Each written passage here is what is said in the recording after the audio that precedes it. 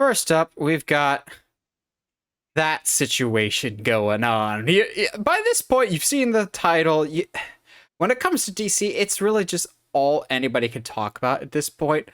What's going on with the Flash? I feel like we've been asking that question for like 2.5 years now, but now it seems like Warner Bros. Discovery has made up their mind. Potentially, they've narrowed it down to 3 options, and now there's an even more interesting wrinkle in this situation. So when we were first getting the show notes together for this, it was like Warner Bros. Discovery has 3 options for what to do with the Flash. And then Monday, Mm-hmm. Ezra Miller just comes out with an apology. I guarantee you Kinda. it was not on their own accord. I guarantee you it was Warner Bros. Discovery or his mom, who's been all of a sudden resurfacing, getting back on the straight and narrow. All of a sudden, an apology ish has been issued. I'm going, this feels like it wasn't made of your own volition. I'm just reading this situation. I don't know the full context. Maybe they do feel bad and they're just like, we're going to offer an apology. We want to get our life back. But more than likely, I think it was a PR rep from Warner Bros. Discovery saying, do you want to get paid for the Flash? You will play ball with us. I don't know why Warner Brothers Discovery sounded like Dr. Evil or an old villain there. Yeah, I don't know what that was. this timing seems suspicious to say the least of Warner Brothers. Like, we have 3 options, which we can go into a little bit here, but we gotta address the apology first. So, Josh, the apology, so to speak. To me, so I'll just, I guess, I'll go ahead and read it. Yeah, go so for it. we can kind of discuss it a little bit, because there's some things that, like, the way in typical, Josh fashion, I'm very aware of like how people are saying things, not necessarily what they're saying. Like, so the statement goes as follows: having recently gone through a time of intense crisis, I now understand that I am suffering complex mental health issues and have begun ongoing treatment. I apologize to anyone that I have alarmed and upset with my past behavior, and I am committed to doing the necessary work to get back to a healthy, safe, and productive stage in my life. Now, I want to preface everything that we're going to say here with saying that Ezra, like, it seems like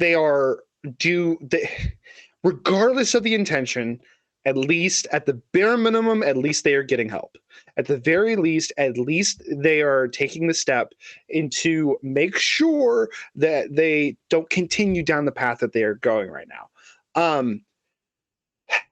With that being said, to me, saying like, I apologize to everyone that I have alarmed and upset with my past behavior, kind of feels like sweeping like the actual court cases under the rug, I which threatened feels to murder someone. Yeah, like, I'm sorry I upset you. Hey, like, hey, don't worry, I'll pay you back for that alcohol I stole.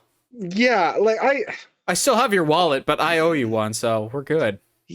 I just there's some stuff that hit me wrong, I guess, and to an extent, he doesn't owe me an apology. He doesn't owe you and I an apology. Or sorry, I apologize. They don't owe us an apology. I get tripped on it too.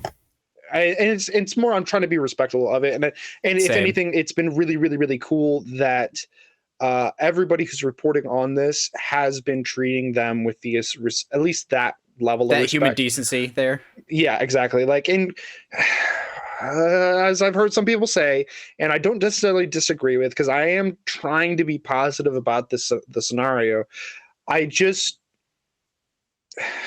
at least they're getting help, and we don't know what's going on behind the scenes. And if anything, I think of the whole situation with Shia LaBeouf. He went off the rails for a while, and he said, to all everything that he's said, being skyrocketed into a movie release and movies that are way bigger than he was used to, out of nowhere, really affected his mindset. And like, I can totally understand that. Seeing what it's done for Shy and seeing how he's come back from that, I definitely hope that Ezra goes through the same thing, that they take this actual opportunity to get better. Absolutely.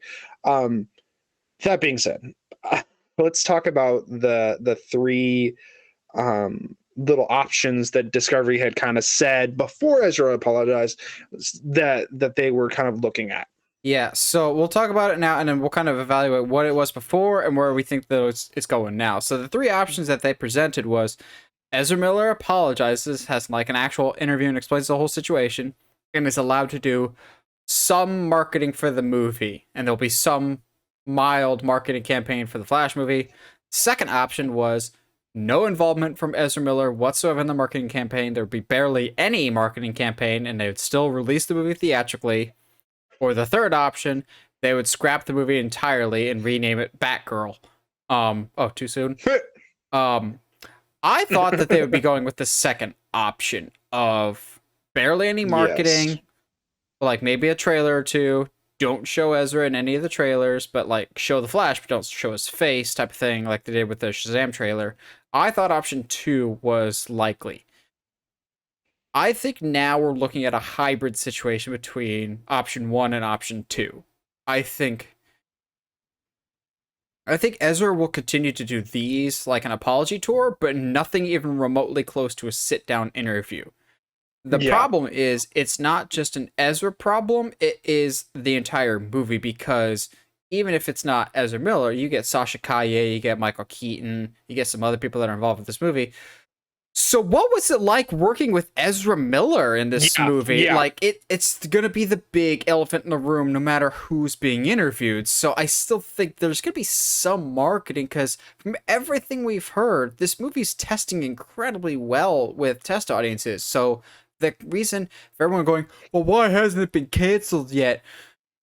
It's because, as problematic as Ezra Miller has been up to this point, the studio sees this as a potentially good movie that's still worthy of being out, and people are like, well, what about Batgirl?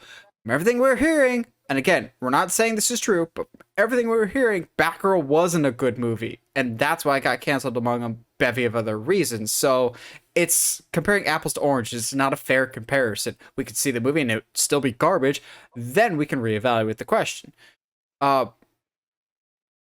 It's just, I think there will be some marketing, but it'll be the most controlled marketing campaign ever. Like a Flash poster where they're running away. Actually, that would probably look even worse in context.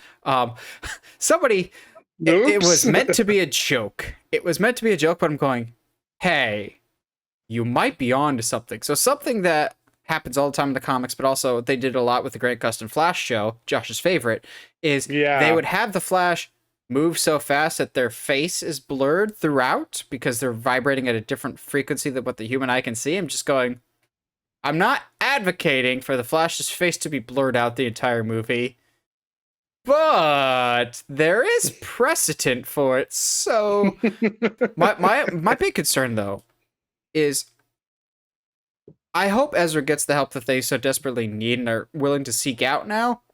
That being said, I don't want them back. I think they're too much of a liability. Even if they get 100% squeaky clean for the rest of the press tour for a few years, the Flash is too important of a character to be held hostage by a potentially dangerous actor. I think Warner Brothers, if they're going to use the character going forward, need to recast, and I think they're at that point. They have been at that point. I think Flash will be recast either way. I just hope that this... While the person, I hope, gets redemption, I don't want this to become a redemption tour, so to speak, of just like, oh, look, I'm great now. Like, I want them to be healthy mentally, but at the same time, I don't want that to be objectified of just like, oh, look, it's a great story of look how scummy and terrible they were, to being the greatest person out there. Like, that wouldn't sit right with me either. Yeah, absolutely. I don't want it to be WWE and Roman Reigns leukemia. So I just, I think they're going with a hybrid of of option 1 and 2, where they are getting help. Ezra is, kind of trying to get themselves back into a better space, but then he's going to be very, very, very limited in the amount of marketing that they're going to be allowed to be a part of. And it does and because you are right, those is that, that's all that Michael Keaton and whoever else does press check-ins for this film, that's all they're going to be asked. So it kind of does put a damper on the marketing. So we'll see where DC and Warner Bros go from here. I agree, though. I wouldn't be surprised if they end up recasting at the end of this film.